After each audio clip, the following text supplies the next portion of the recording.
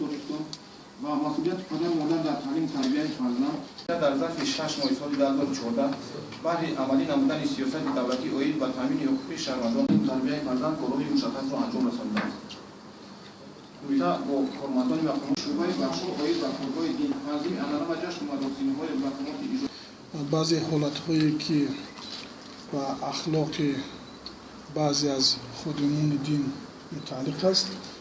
شما گفتید که کمیته چی کار رو انجام داده است. باید قید نمود که وابسته به این پدیده نامطلوب که نه اینکه کمیته بلکه قسمتی از اهل جامعه را خیلی متاثر کرده است، یک قطار کارهای مشخص را به انجام رسانید. از جمله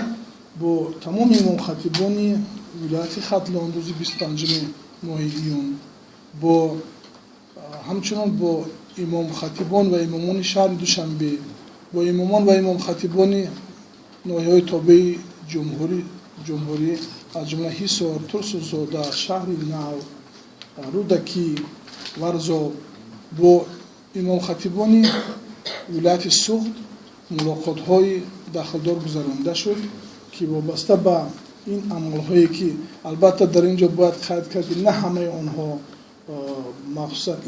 امام و یا امام خطیب هستند. بعضی از آنها فقط شهروندان جمهوری اسلامی هستند که با امامتی و با مسجدها یگان مناسبت ندارند. در هر صورت با امام خطیبان فرمانده داده شد که اونها در دایره اخلاق اوید مقررات